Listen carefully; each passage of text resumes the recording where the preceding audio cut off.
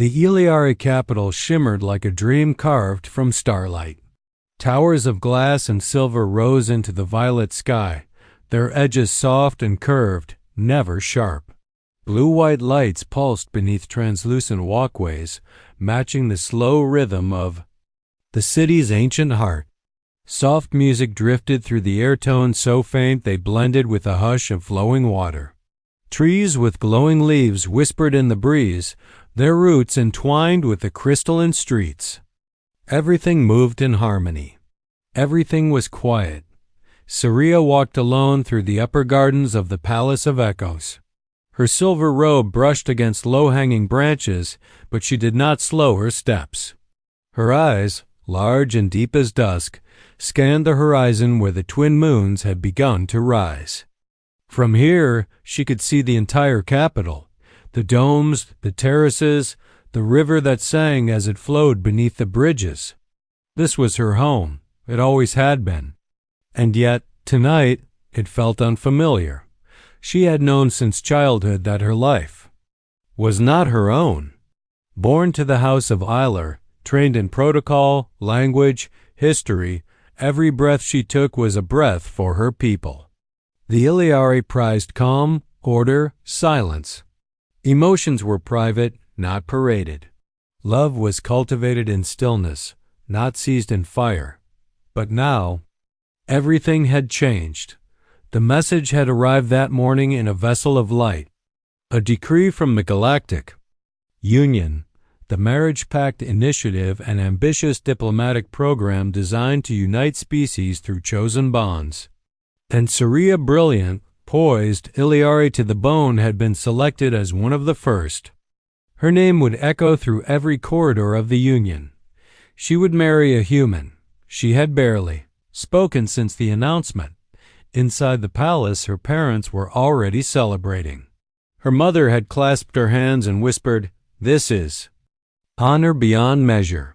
Her father had looked at her with pride, but pride edged with expectation. Her teachers bowed with satisfaction.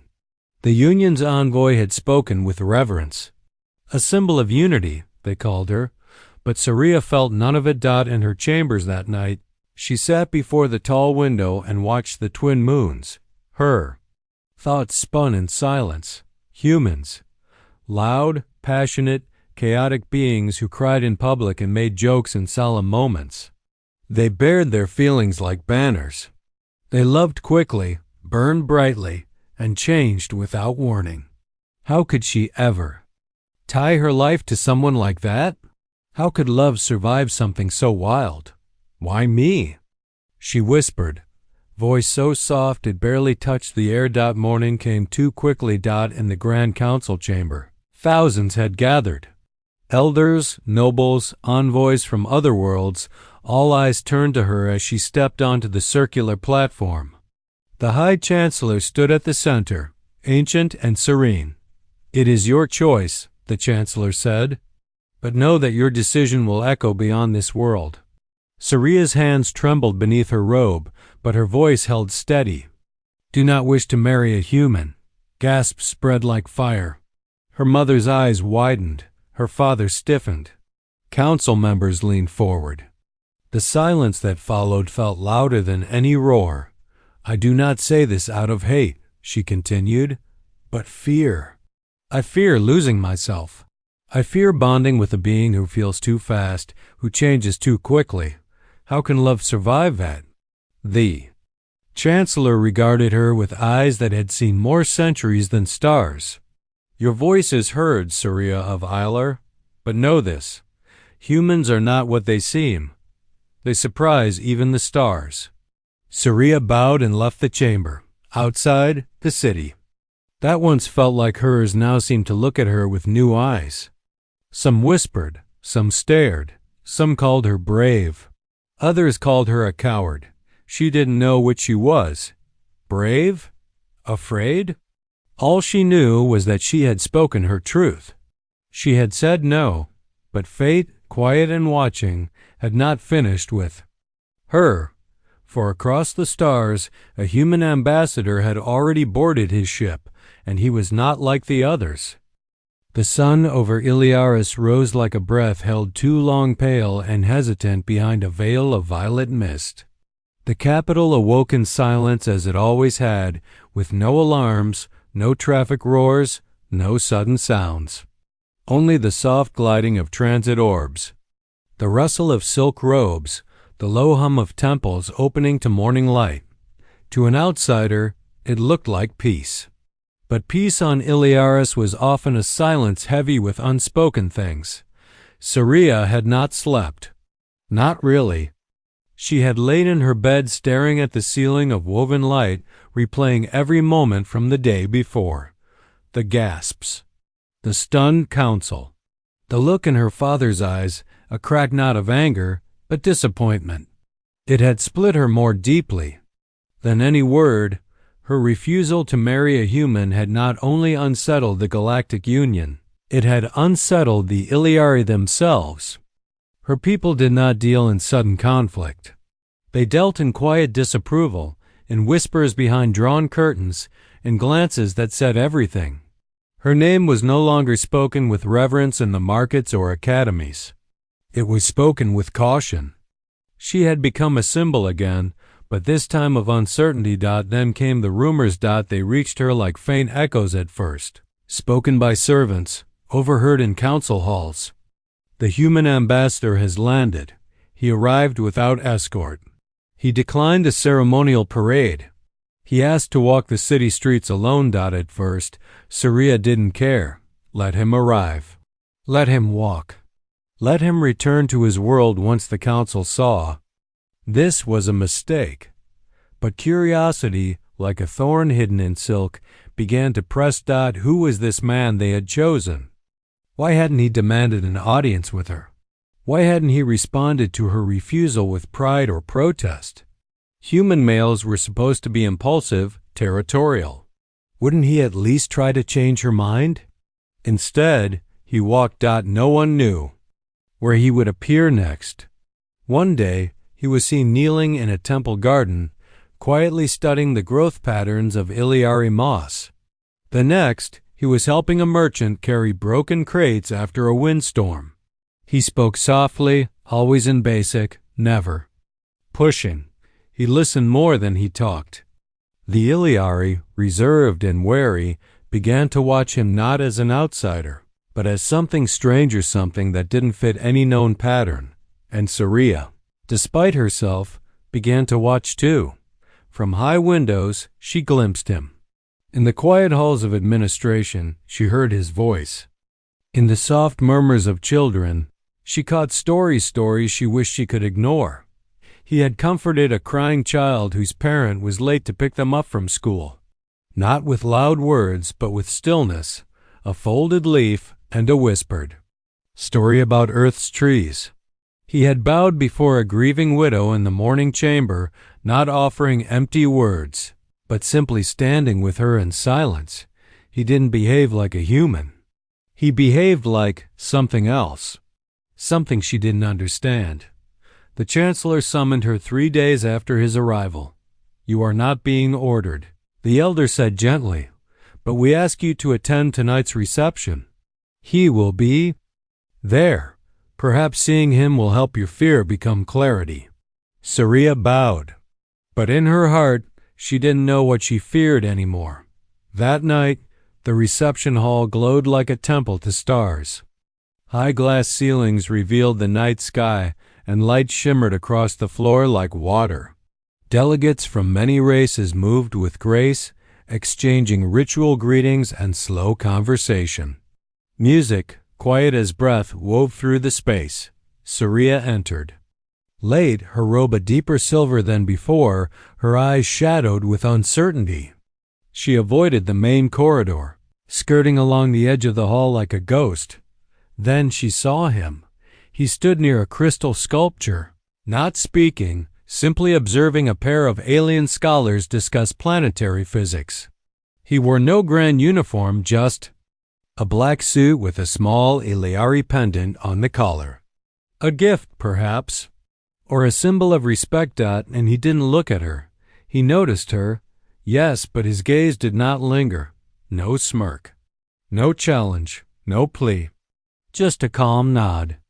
A diplomat's courtesy, and that, somehow, shook her more than anything else could have. He wasn't here to change her mind. He was just here. Later, as the reception continued, she passed him near the food tables. A moment of silence stretched between them. He turned and said, "Peace to you, Lady Serea." His voice was quiet, not hesitant, not demanding, just calm. "Peace to you," she replied, her voice steadier than she felt. He nodded again and stepped aside, letting her pass without pressure, without demand. That night, she stood at her window again, but the stars outside no longer looked like cold observers. They looked curious. And in her chest, something unfamiliar began to stir, not affection. Not yet, but possibility. And a question she couldn't silence. What if the danger wasn't in loving a human? What if the danger was in not letting herself find out? The city breathed beneath her.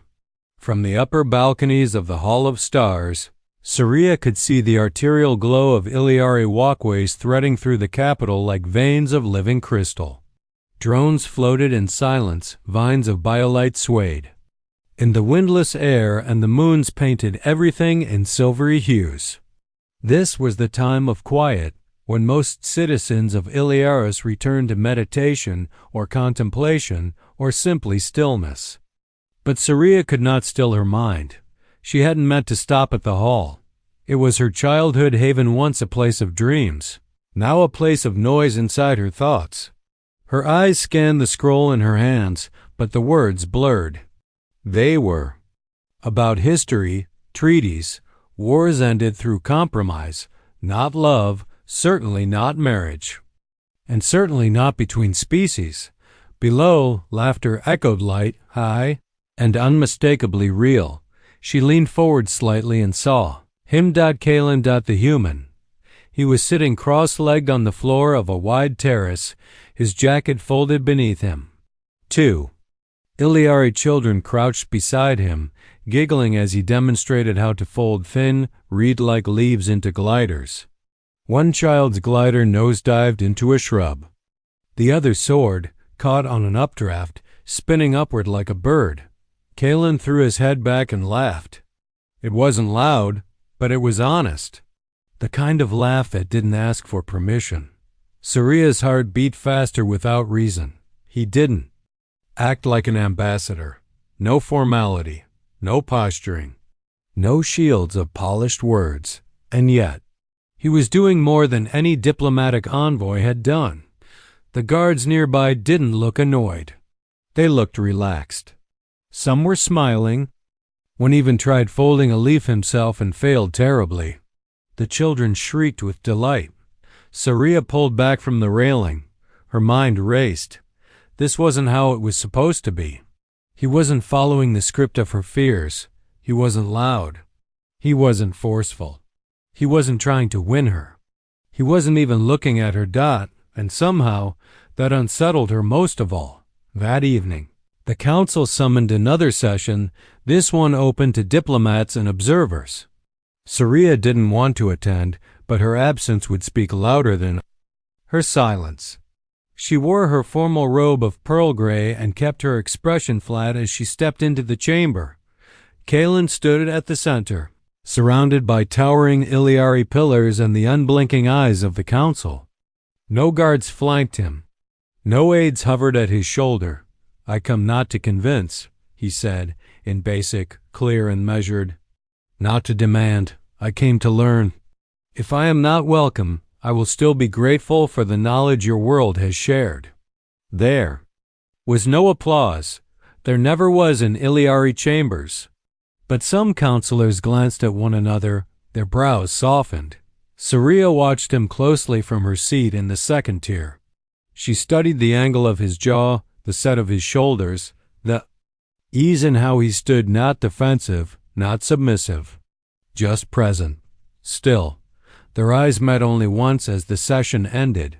No words, just a soft, respectful nod. It should have meant nothing, but it felt like something. A pause.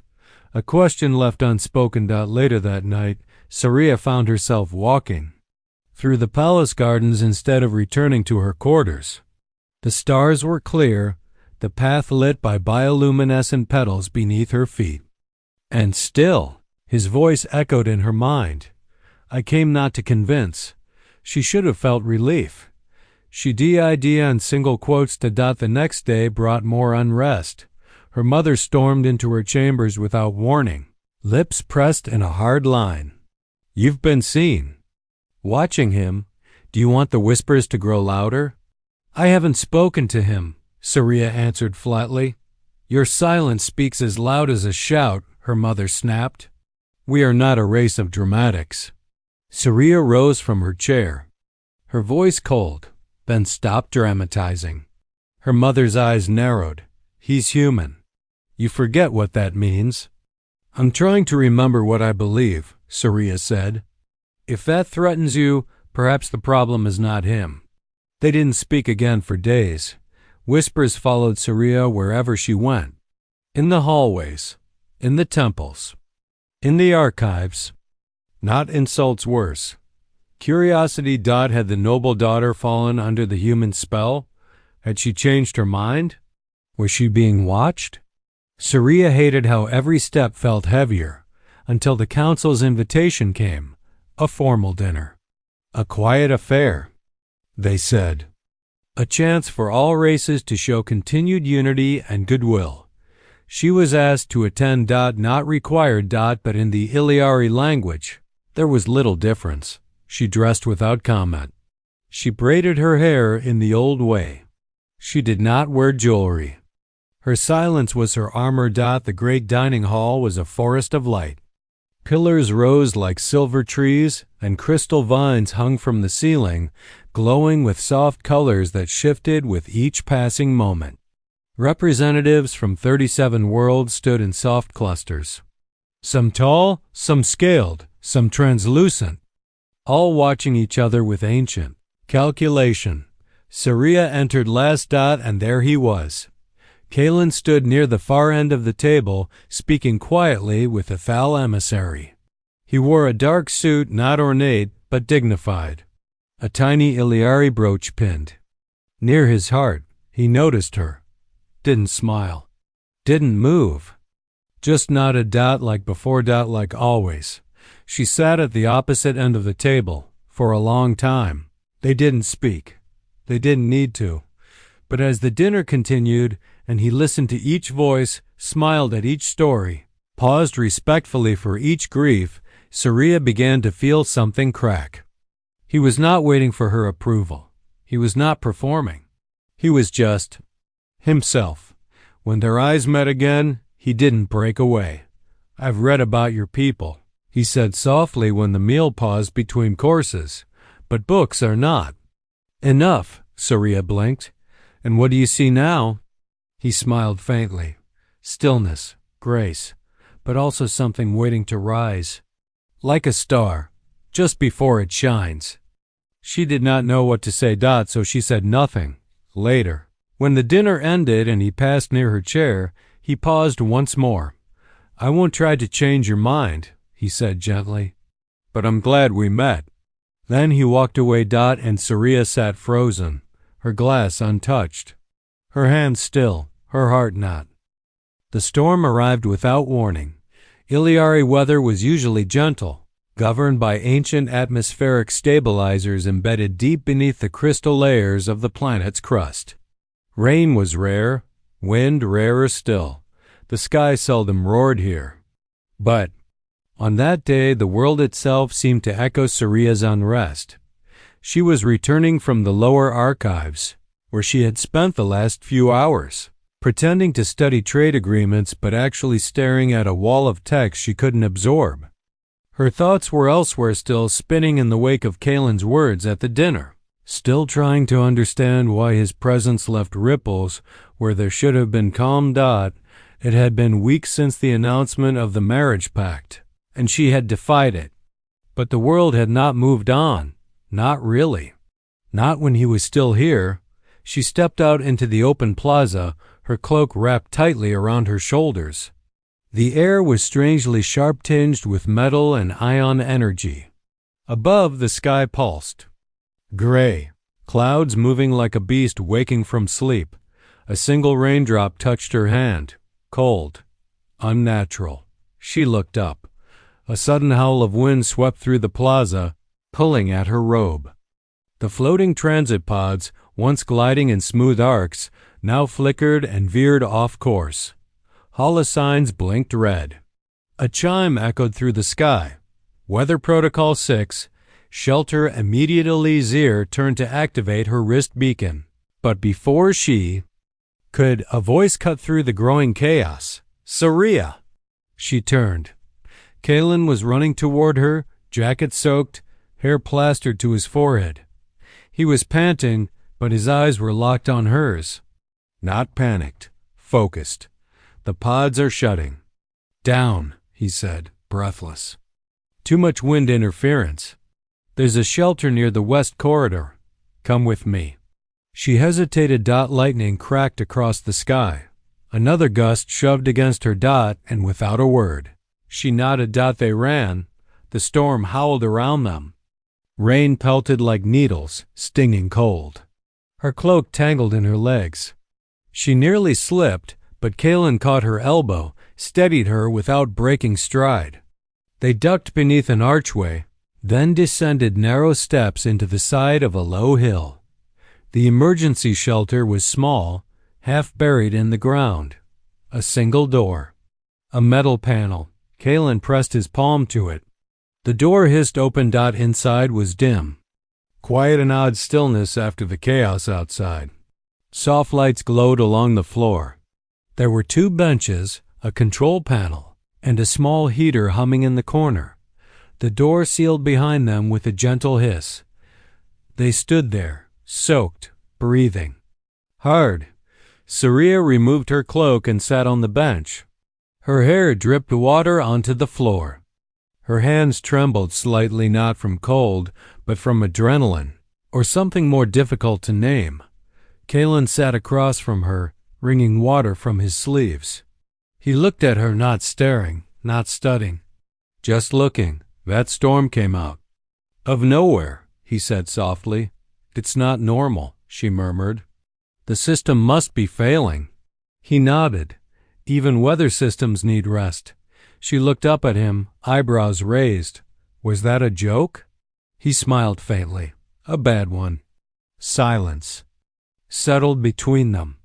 Not awkward, just full. Serea found herself watching the rain streak down the shelter's small window. It's strange, she said. I've never been caught in weather like this. I always planned everything. Moved on schedule. This is the first time I've been off course. Kalen leaned back slightly. Off course isn't always a bad thing. She didn't answer. The hum of the heater filled the space. Then she turned to him fully. You're different from what I expected, she said. I studied humans, your history, your wars, your passion, your chaos, and yet you're quiet. I was raised in a city of too much noise, he replied. So I chose to listen more than speak. She tilted her head. Most humans don't. Most humans try, he said.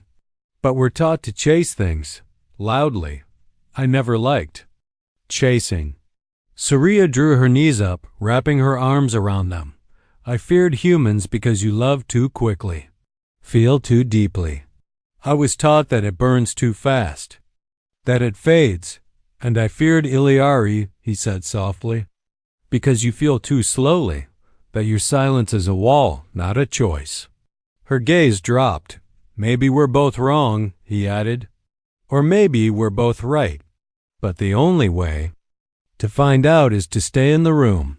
A moment passed, then another dot, and then Serea said, I don't want to marry you.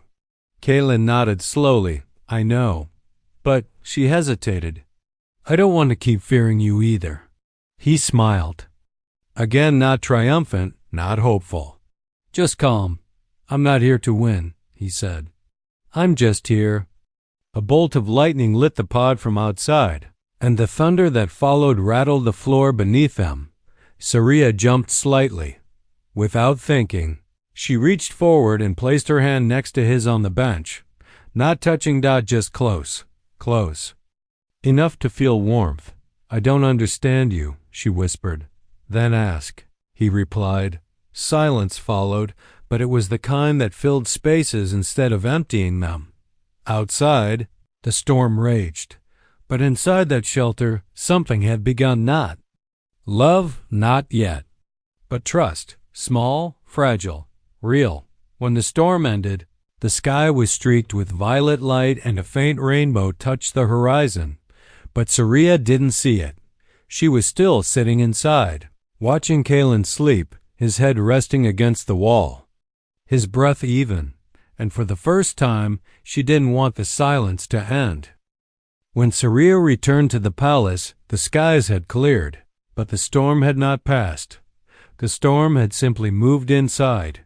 Rumors spread faster than wind twisting, mutating, attaching themselves to every corridor like vines. She had been seen. With him, she had entered a shelter with the human and emerged hours later, walking beside him in silence. She had smiled. She had not explained herself. And in a culture that prized stillness, mystery became noise. The halls that had once felt sacred to her now felt sharp, like they were watching her. Her name was no longer a name, it had become a question. A rumor wrapped in silk. A crack in the marble of Iliari perfection. That morning, her mother entered her chamber without permission. The door did not slam, it never did in Iliari homes, but her voice might as well have. You are a daughter of Aler, you carry our name, our dignity, and yet you walk these halls like a shadow of a human story. Serea stood still, back to the window, hands clasped. I spoke to him, she said. That is all. You allowed yourself to be seen. That is more than enough. We shared shelter during a weather lockdown. Would you have preferred I let him face the storm alone? Her mother's lips tightened. You are playing a dangerous game with perception. I am no longer afraid of perception, Serea replied. I'm afraid of living a life that was never mine. The silence that followed was heavy, like lead suspended in air. Her mother stepped closer, her tone low and precise. You were chosen to represent us. When you said no, we defended your right to choose. But now you blur the lines. You wear dishonor like a cloak and call it curiosity. Serea turned then, eyes calm but burning. Maybe our name needs to change. Her mother's eyes widened not with rage, but with something worse, disbelief. You are no longer thinking like one of us. I'm still Iliari, Serea said, softer now. But I've seen something in him that I was taught to fear. And I wonder, did we fear humans because of what they are, or because they remind us of what we used to be? No reply came. Only retreat. And then the summons arrived. The council had called her again. This time, it would not be a quiet inquiry.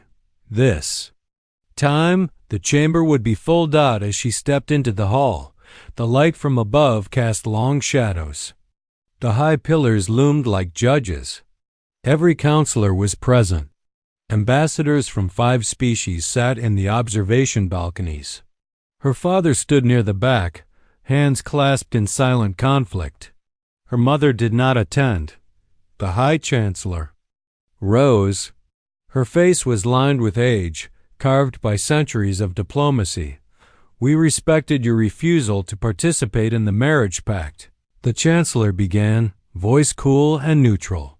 You spoke with clarity and courage. But now your actions speak again, and the union watches closely. We must ask, do you seek union with the human Kalen of Earth? Serea stood at the center of the circle. Her heart thudded like a distant drum. I was afraid, she said. Afraid of what he represented, of losing myself, of the chaos I believed humans carried. But I have watched him, listened. He has done nothing but offer respect. He does not burn fast. He does not speak loud. He simply is. Some of the Elders exchanged glances. Some leaned forward. A few remained perfectly still, unreadable. "I will not marry him because of duty," she continued, "and I will not marry him because of pressure, but if I do, it will be because I choose to, because I trust him." Murmurs rippled through the chamber like a tide dot. An elder leaned forward, his voice thin but firm. "Even if your people turn against you?" She swallowed. "Then they do not understand what peace truly means."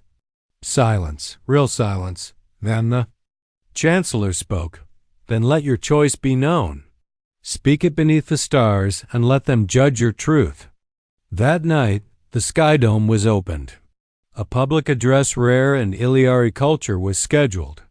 Serea stood alone at the center of the platform. Thousands gathered in the square below. Above her, stars twinkled in the deep violet sky. Her robes were white and silver, the traditional colors of vulnerability. The wind touched her hair like a whisper of fate. She took a breath. "I am not perfect," she said. "I was raised in silence, taught to think before feeling, taught that control was peace. But now I know peace is not silence. It is understanding." The crowd listened, some with awe, some with judgment, some with quiet hope. "I choose him," she said, voice clear as crystal. "Not because I must, not because of politics, but because I believe he is worth the risk." At first no one moved, then a child clapped. Then another. And then, all at once, the square was alive with sound, not roaring, not shouting, but a soft wave of hands clapping together in unison. The Iliari version of thunder. It rolled over her like light. That night, she did not sleep, and she did not need to. She had spoken her truth beneath the stars, and something ancient had shifted. In her people. In the galaxy. The city of Iliaris changed in silence. No parades, no broadcasts, no celebration. But still, it changed. The moment Serea spoke beneath the Sky Dome, she became more than a noble's daughter. She became a fracture and a flame.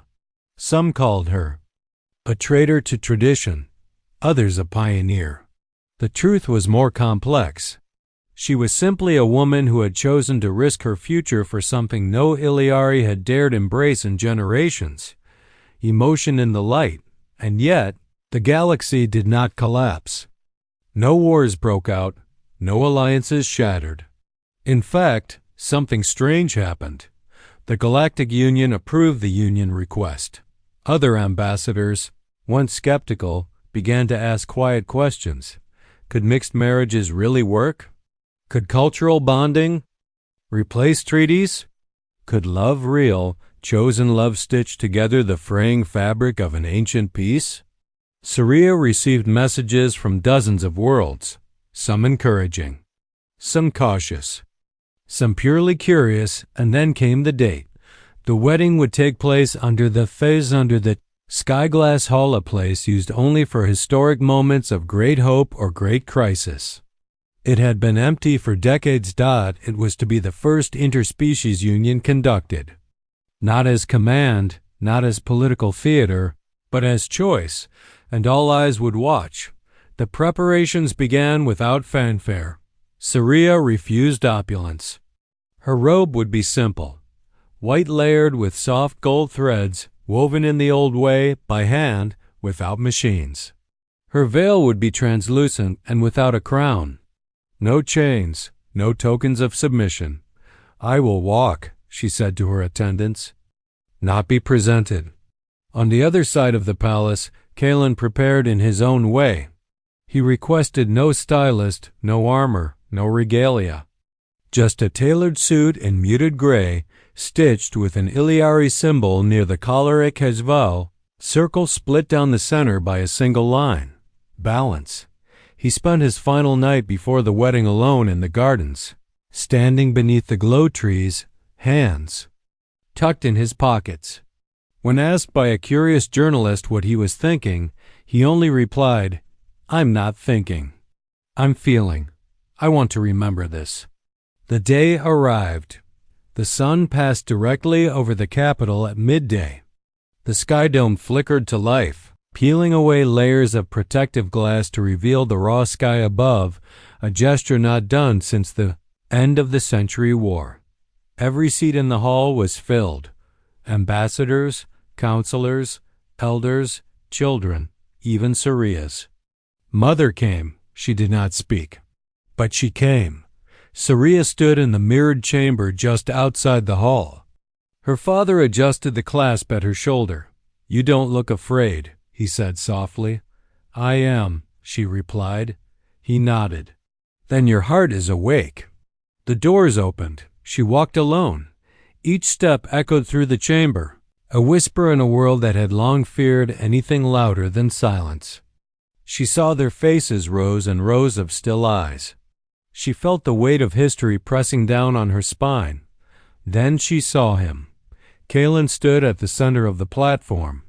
Not tall like a warrior, not proud like a conqueror, just grounded, present. His eyes met hers not with hunger or triumph, but with quiet recognition. He didn't smile. He didn't need to. Serea reached the platform and stood opposite him. The High Chancellor stepped forward, voice amplified not by machines, but by the natural resonance of the chamber. "Do you come here of your own will?" she asked, "with no command, no obligation, and no fear?" Serea answered first. "I come because I choose to. I come with an open heart." The Chancellor turned to Kalen. He did not hesitate. "I come because I choose to," he said. "I come with an open heart." The Chancellor nodded. "Then let the stars bear witness to what has not been forced, what has not been bargained, but what has been chosen."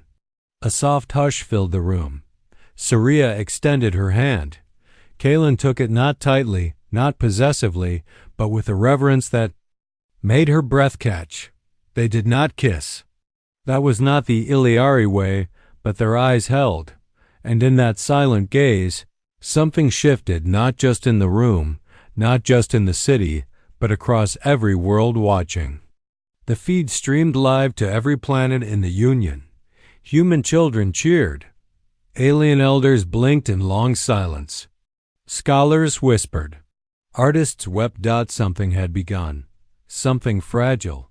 Something real. That night they stood alone in the sky garden, just beyond the palace walls.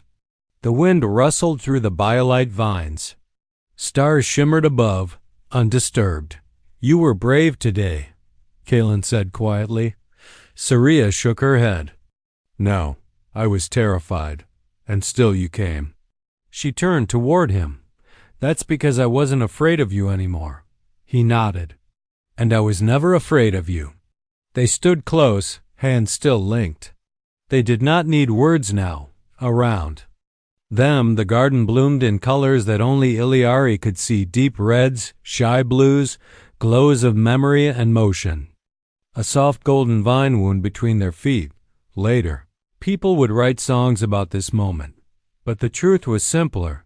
Two beings from opposite ends of belief stood together, not because they had to, but because, against all odds, they wanted to.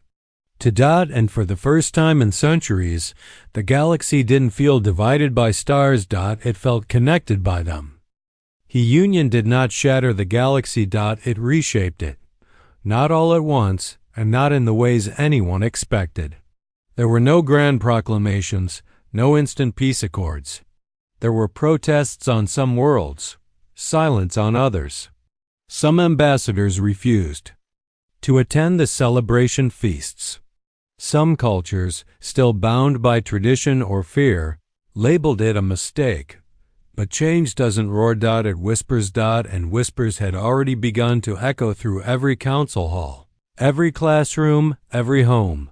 On Iliaris, the days that followed the wedding were unlike any the city had known. Where once the streets had flowed with silence, they now flowed with voices. Not chaos, not noise, but something new. Children talked openly in the plazas. Elders met to discuss ancient laws that had long gone unquestioned. Artists created public Murals for the first time in centuries. A woman who once refused to show joy in public now smiled at her neighbor. An Iliari student, inspired by Serea's choice, wrote a poem about emotion that went viral on 5 worlds. And in the middle of it all were Serea and Kalen, not rulers, not icons, but partners. Together they began their work. They founded the Interwoven Center, a quiet space in the Iliari capital for learning and listening. There were no flags on its walls, no banners, just one symbol, a pair of hands, open. One pale and one deep violet-blue children of all species came through its doors. Kalen taught them Earth history, not just the victories, but the failures, the regrets, the moments of courage found in pain. Serea taught them Iliari wisdom, how to listen without speaking, how to honor the stillness between thoughts. Sometimes they taught together. One day, a young Iliari girl raised her hand during a class and asked, "Were you scared of humans before?" Serea smiled gently. "Yes," she said. "I was very scared." The girl tilted her head. "And now?" "Now," Serea replied, "I'm not afraid of love anymore." Kalen stood near her, arms folded, watching her speak with a quiet smile. She caught his eye. She smiled back. The children didn't notice the look between them, but the galaxy would have. Outside the classroom, whispers grew louder, but this time they weren't whispers of fear. Other worlds began to follow. On the lush green world of Virith, a treaty was signed not in a courtroom, but at a wedding between 2 historians, one Virithi, one Terran. On the ocean world of Psi, a human musician and a winged scholar created a symphony together that was broadcast to over 50 systems. Peace didn't become perfect. It never could, but it became possible. Even the Iliari elders who once warned Serea she was endangering their culture began to shift. Slowly, cautiously, but with growing honesty. Some admitted their fear had not been of humans, but of their own past, of what they had once been, and then something unexpected happened. One morning, as Serea read through ancient archives, scrolls so old they were sealed beneath the council chamber, she found a record, a hidden transcript. Dated nearly 400 years before it spoke of the forgotten flame and Iliari uprising led not by warriors, but by artists and lovers. A time when Iliari once embraced open expression, deep emotion, and connection without hierarchy. It had ended in tragedy, drowned in war, and erased from collective memory. Silence had not always been their nature. It had been a survival tactic. Serea brought the record to the council. Some resisted, but the truth had a way of blooming once spoken aloud. "We feared humans," Serea said, standing before the chamber once again. "Not because they were unlike us, but because they reminded us of what we lost, what we buried." Eyes shifted. "He didn't change me," she said. "He reminded me of what I already was, what we all were, before fear shaped our laws, before shame shaped our silence." The chancellor, older than any of them, bowed her head not in shame, but in acknowledgement. "We must remember," she whispered, "so we may become whole again." At home, life remained simple. Kalen learned to perform Iliari tea ceremonies without trembling. Serea learned to cook human food, though her attempts at pancakes were legendary disasters. They spent evenings in the sky garden, watching stars in silence, sometimes speaking, sometimes not. They danced once, only once, to a slow earth melody that no one else could hear. It wasn't perfection. It was partnership. And one evening, beneath the stars that had witnessed their wedding, Kalen asked her a quiet question. "Did you ever imagine this life?" Serea shook her head. "Never. I thought loving a human would mean losing myself. And now?" She looked at him, her hand finding his. "Now I know," she said, voice soft but steady. "I found more of myself through you." He didn't reply with words. He just held her hand a little tighter. Above them, the stars flickered. Below them, the city breathed dot and across the galaxy, in places still afraid and places just beginning. To Hope, others looked up at the stars and whispered the same silent question. If they could choose love, could we?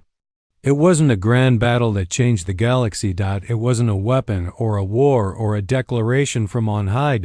It was two people from different worlds choosing each other, not because they were told to, but because they believed in something stronger than fear.